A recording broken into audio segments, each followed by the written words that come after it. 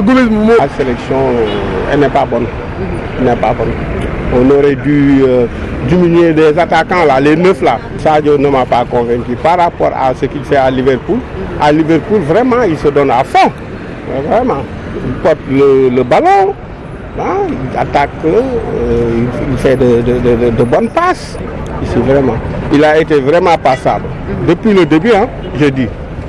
Ismaël Sarr et Crépin, vraiment, ils nous ont beaucoup manqué.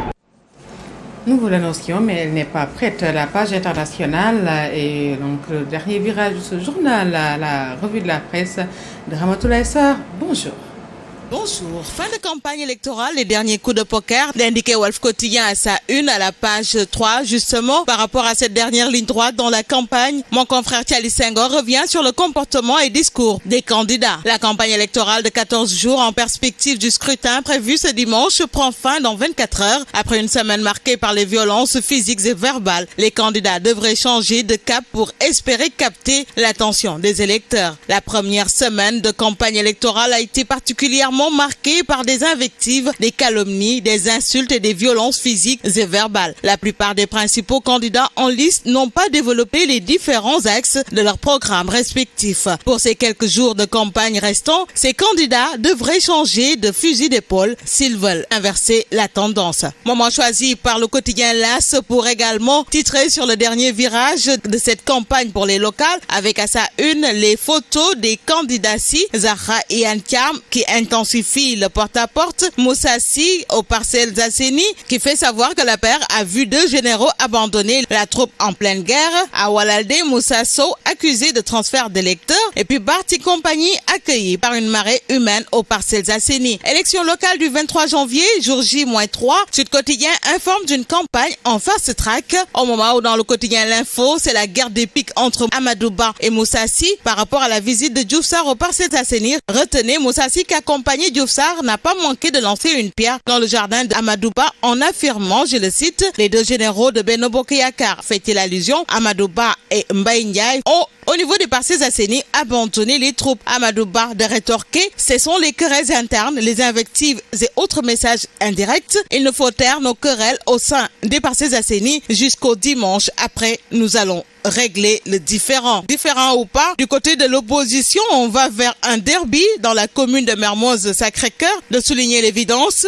candidat de Macky trop faible, Barth, Diaz, Bougane Gueye, le combat. Nous restons avec Bougane, l'absent le plus présent, indique l'exclusif dans la conquête de la mairie de Dakar, ses fortes têtes de liste et bons profils qui accompagnent le leader de Gëm Sa Bopp dans la bataille capitale. Les coups de Benno, c'est le titre du quotidien du groupe Avenir Communication, faisant allusion aux répliques à Sonko et à Barth. Abdou Karim Fofana dixit, le programme de Barth, ce sont des invectives. Les partisans de la Diop remettent Sonko à sa place. Passons à Vox Populi où Yao tape fort pour son dernier meeting national. Sherba en profite pour appeler à la résistance dans Direct News et pour critique, Yoff installe Diouf Sarr à la mairie de Dakar. Source A enchaîne dans le même tempo. Diouf Sarr respire la confiance. Macky orchestre un hold-up contre Bougane et Barthélémy de s'interroger 24 heures. En tout cas, mes confrères notent que Macky Sall réajuste sa monture avec de nouveaux stratagèmes et ne compte plus être administré dans sa propre commune par des opposants au pouvoir. Le chef de l'exécutif aurait accepté une pluralité de listes parallèles de sa coalition, Benno Bokk Yakaar, pour la conquête de la mairie de Mermoz Sacré-Cœur. Mais la campagne ne s'est pas déroulée sans conséquences. Enquête choisit d'ouvrir sur les déchets de la campagne, c'est-à-dire la non prise en charge sérieuse du cadre de vie. La gestion du cadre de vie ne semble pas être le dada de beaucoup de candidats. Mondial Cissé de l'ONG 3D indique qu'il y a une forme de politisation qui ne dit pas son nom. Le nettoiement, c'est du sérieux.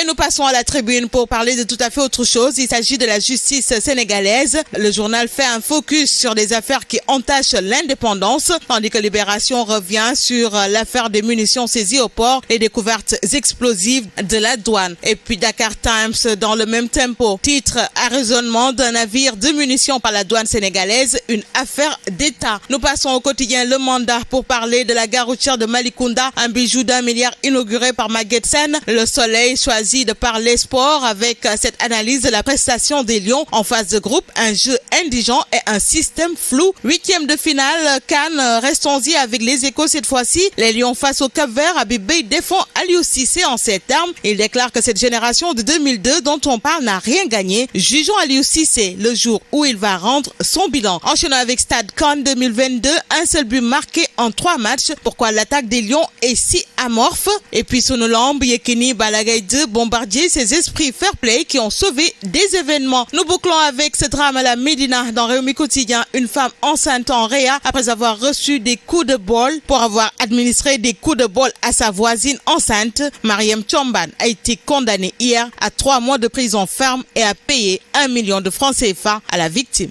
Bonne lecture à tous.